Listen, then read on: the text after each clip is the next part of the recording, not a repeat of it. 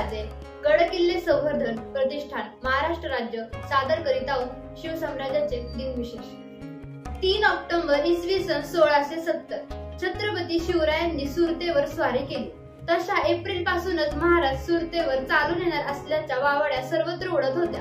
त्यामुळे गुजरातचा सुभेदार बहादर खान हा एप्रिलच्या शेवटच्या आठवड्यात 5000 सैन्यासह सुरतेला येऊन धडकला।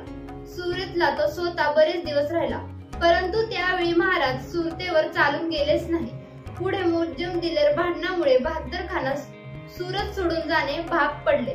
बहादर खान सुरतेहून निघाला आणि सप्टेंबर मध्ये महाराजांच्या हल्ल्याच्या संभाव्य वार्ता पुन्हा सुरतेत येऊन धडकू लागल्या।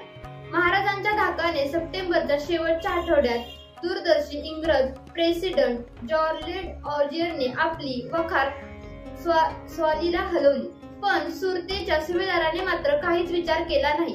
त्याच्याजवळ जेमतेम 300 स्वार होते। त्यांच्या भरोशावर तो बेसावध राहिला। बहुधा महाराज येणार नाहीत अशी पक्की खात्री त्याला वाटत असावी। राजेंचे सुरतेत आगमन, पण त्याचा अंदाज चुकला व दिनांक 2 ऑक्टोबर 1670 रोजी सुरतेवर वार्ता येऊन धडकली की 15000 फौजेसह शिवाजी सुरतेच्या अलीकडे फक्त 20 मैलावर येऊन पोहोचला आहे।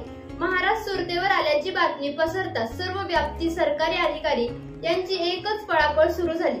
सर्व सरकारी अधिकाऱ्यांनी किल्ल्यांच्या तोफा आश्रय घेतला। दिनांक 2 ऑक्टोबरच्या दिवसभर सर्व पळापळ सुरू होती। दिनांक 3 ऑक्टोबरला सकाळी महाराजांनी सुरतेवर हल्ला चढविला। पहिल्या हल्ल्यामुळे धासावलेल्या औरंगजेबाने सुरतेला संरक्षण तटबंदी केली होती। महाराज तटबंदी जवळ आले।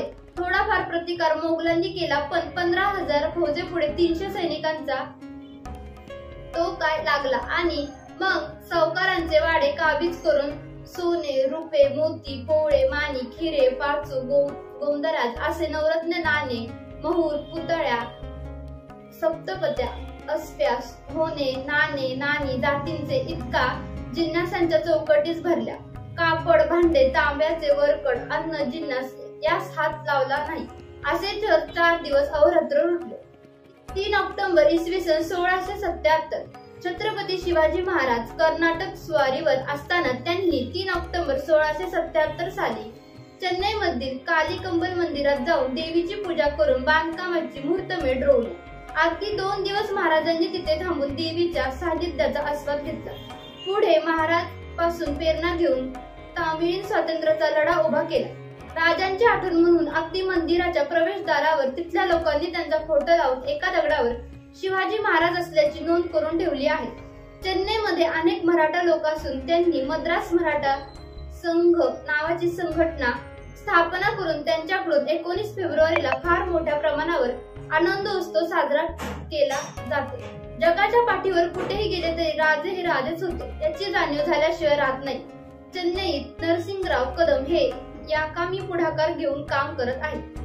3 ऑक्टोबर इसवी सन 1682 साली शंभू राजांच्या आज्ञेने मराठी सैन्य मुघलांच्या प्रांतात आक्रमक हालचाली करत होते। असेच हल्ले ते अहमदनगरच्या भुईकोट किल्ल्यावर करत होते। मुघलांनी सय्यद मुनावर खान आणि कुलीस खान यांच्या मदतीने ते हल्ले थोपून धरले होते। मे महिन्यात औरंगजेब आपल्या मतबर सरदाराला रहुल खान याला अहमदनगरला पाठवले। मराठ्यांनी काही काळ आपले हल्ले थांबवले, पण त्यांच्या हालचाली पाहून औरंगजेबाने पुन्हा सप्टेंबरच्या अखेरीस शहजादा मुइझुद्दीन याला 8000 प्यादे आणि 6000 स्वारांचा मनसबदार बनवून नगरला पाठवले।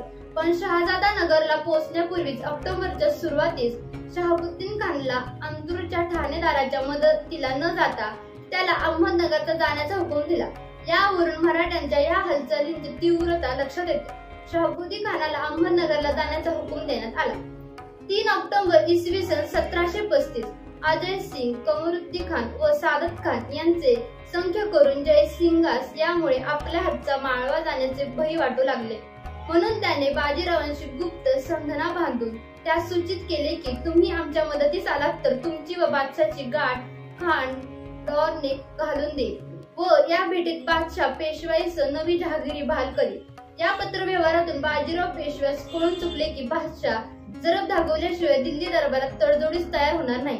तेव्हा जयसिंगाचे बोलणावणे आल्यावर मावळ्याच्या व राजपुतांच्या खंडणीचा कायम निकाल लावण्याचे पेशव्यांनी ठरवून 3 ऑक्टोबर 1735 ला ते शिंदे, होळकर व बाजी भीमराव यांसह उत्तरेकडे निघाले. त्यांच्या सरदारांनी मोगली सैन्याची वाहदात केली. ते पेशवे ते स्वतः स्वारी निघाले. हे ऐकून उत्तरेतील स्थानिकांचा थरकाप उडाला. निजामाच्या दरबारातही खळबळ उडाली. बादशाही फौजेच्या मदतीत जाण्याकरिता आपल्या फौजेची व तोफखान्याची निजामाने जल्दी चालवली. पण या धावपळीचा परिणाम पेशव्यांच्या छत्राखाली चालू लागलेल्या मराठी सैन्यावर बिलकुल झाला नाही.